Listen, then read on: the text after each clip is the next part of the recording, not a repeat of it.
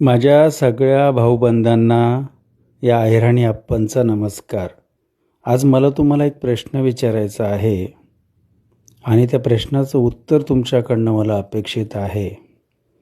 एकदा होतं असं की एका परिवारावर खूप मोठं संकट येतं.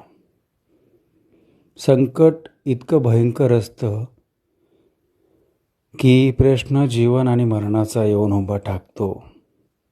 अशा या संकटात एक व्यक्ती आपली वेळ, आपली बुद्धी, आपली शक्ती, आपली ओळख, आपला पैसा वापरून त्या परिवाराला त्या संकटातून बाहेर आणण्यासाठी रात्रंदिवस एक करतो.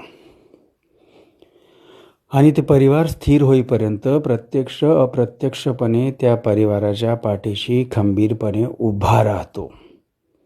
आज त्याच व्यक्तीवर असा प्रसंग आलाय की त्याचे शत्रू त्याच्या विरुद्ध षडयंत्र रचत आहेत आणि ते संकटात जे परिवार होतं त्या परिवारातलाच एक सदस्य त्या षडयंत्रकारींच्या पक्षात उभा आहे. तो प्रत्यक्ष जरी त्यांच्यासोबत सामील नसला तरी त्याचं समर्थन अप्रत्यक्षरित्या त्यांना प्राप्त आहे. आणि तो म्हणतोय की हा खूप मोठा देव माणूस बनायला जातो, खूप मोठा इमानदार बनायला जातो, खूप मोठा माणूस बनायला जातो, याला जरा धडा शिकवा.